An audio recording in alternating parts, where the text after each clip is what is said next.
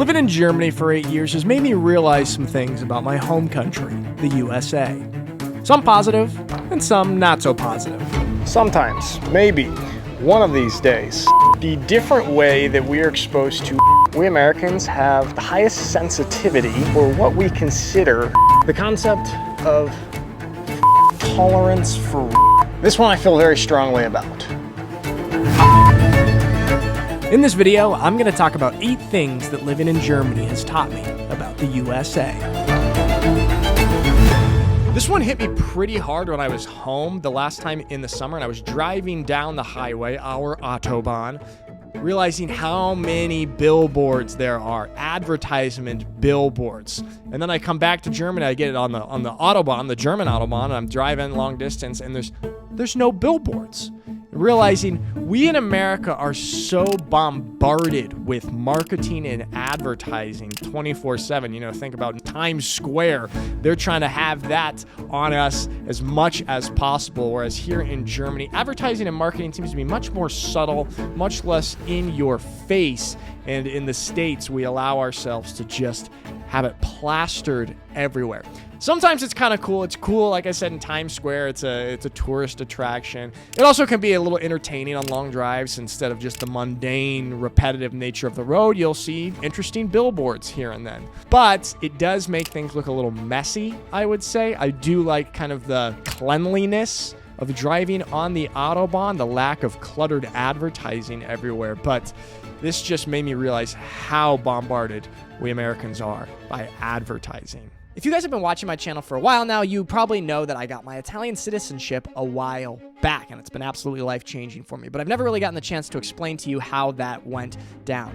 I am thrilled to announce that I have partnered with MyHeritage on this video, who was absolutely instrumental in that process, and let me tell you how it happened. I made a family tree with another genealogy service, but it wasn't until I was introduced to myheritage.com where everything changed. I exported my family tree from the old service I was using and easily uploaded it onto MyHeritage. After uploading, boom! MyHeritage sent me details about the Italian side of my family, including the man who would change my life forever, my great-grandfather, Raffaele Alfieri. He was born in southern Italy in 1908, and I learned through the documents on MyHeritage that he came to the United States when he was 13 years old. And when he first got to the States, they changed his name from Raffaele to Ralph. But even more importantly than that, I learned that as his descendant, I was eligible to get my Italian citizenship, something I would never have known had I not had access to all of the documents on MyHeritage. And just a year later, I had this, my Italian passport. A second citizenship.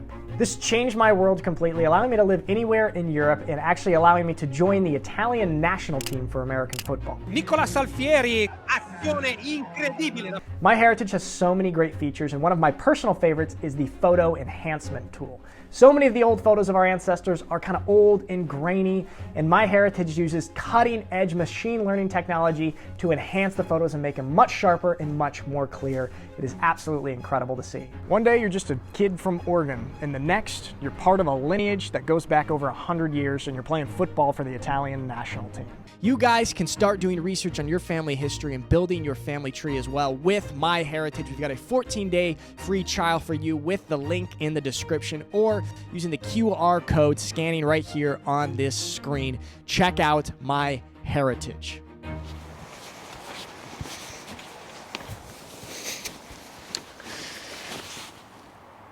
This one I feel very strongly about. Optimism.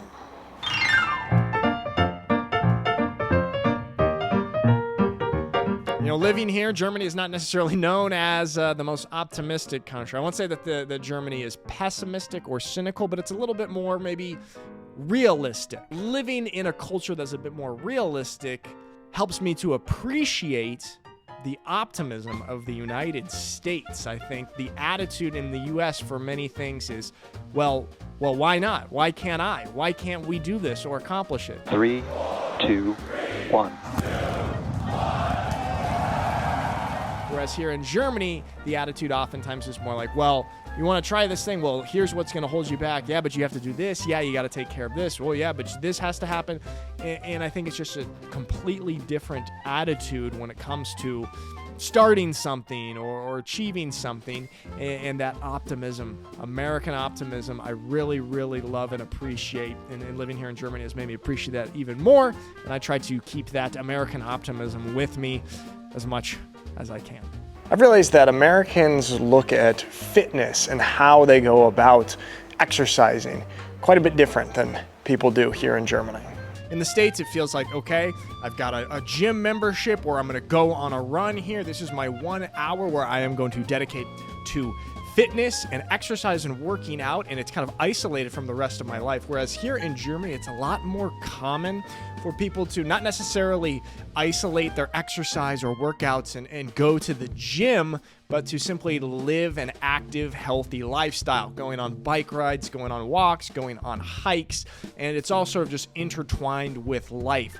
So here in Germany, it feels like it's a lot more common for it to be blended together, whereas I see in the United States, we like to look at our fitness as this is my fitness time, it's isolated. This is my life, this is fitness time. I think I like to have a little bit of both. I like to have a combination of, actually going to the gym and working on my weights, and this is my isolated time of exercise, dedicated to exercise, but then also at the same time, simply living a healthy lifestyle, going on walks, going on hikes. I haven't really entered into the realm of bike riding yet, but it's sort of in that same world. I think having a combination of that is good. Well, it's raining here in Germany, so my internet is now really, really slow. I don't know what the deal is. Anytime it rains here or is like kind of stormy, internet speeds just plummet. Gets me angry. Living here in Germany has made me appreciate so much the internet in the United States. We've got pretty fast internet, very accessible everywhere. When I'm in the States, it's so easy for me to just get 250 megabytes a second internet, which is great speeds. Germany is notorious for having a really bad, outdated internet, and it has been very, very frustrating. I even had to get this GigaCube, which is one of the best options for internet here in Schwäbisch Hall. And even with that, this best option, I get about 60 megabytes per second at best, which is 4 times slower than kind of the average speeds that I get in the United States. So it has made me appreciate the speed of the internet in the USA. Precision of language. You talk to an American, you ask him, hey, let's check this thing out, or let's do this plan, and say, when? Oh, sometime next month, we'll figure it out. Sometimes, maybe, one of these days. You don't do that in Germany. In Germany, there's a very precise matter of speaking and precision in the language. You say, okay, let's do that sometime. A German will say, okay, when? Next Thursday? Next Saturday? 12 p.m.? 5 p.m.? What time do we do it? What day? Whereas Americans, we have a bit less precision. I like that in certain situations. Sometimes I don't think you need to nail down and be so precise, at least at this very moment. But sometimes, this can get a little bit flippant and flaky with Americans. But it's interesting to see the difference in the precision in language. I've realized the way that we kind of look at and celebrate our holidays in the States, especially Christmas, is a lot different than it is here in Germany. Looking specifically at Christmas, it's so clear that we really commercialize Christmas. Starting here out in about a couple of weeks, we're going to see a ton of Christmas commercials. Mariah Carey's All I Want for Christmas Is You is going to get back on the radio. She's going to make her annual $1 million or whatever she makes from that. And we're going to be bombarded with Christmas deals and all sorts of stuff. It's just very, very commercialized, whereas here in Germany, specifically looking at Christmas, it feels like such a more slowed down time. You've got your Christmas markets, and of course there's commercial aspects to it and things like that, but it really feels more like a slow down and celebrate the time with the people, whereas in the United States, the messaging, I'm not saying that Americans all celebrate Christmas like this, but the messaging from the culture and society is very speed up, commercialized, buy. And so there's a real different messaging in the way that the holidays are perceived. And it's to the extreme in the United States, and especially with Christmas. There are certain things that we in the United States are very casual about compared to people here in Germany. In Germany, certain things are a lot more formal. If you're working at a job here in Germany, your coworkers, you typically always are addressing them as Frau Schmidt or Herr Schmidt, which is Mrs. Schmidt or Mr. Schmidt. You're not addressing them by their first name. Whereas in the States, it's way more casual amongst coworkers. Of course, there are situations where you're going to call the boss Mr. Johnson and not Bob. But for the most part, it is much less formal and sort of day-to-day interaction. It's also interesting, I hear, I haven't done this, I haven't worked in a German organization for years, but I have heard that it's common for people in German organizations to, even after years of working together, always address each other by the formal Sie instead of du.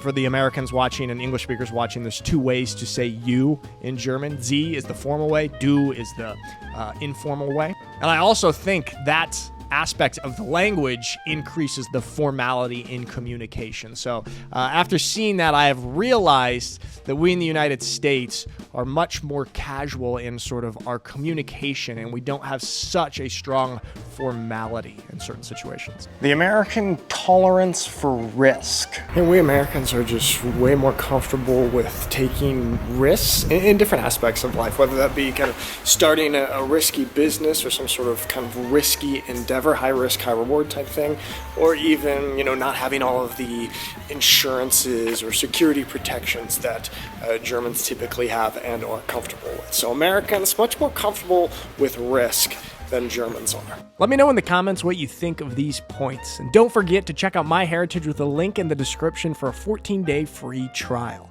Thanks so much for watching my videos. Hope you have a lovely day, and I will see you next time.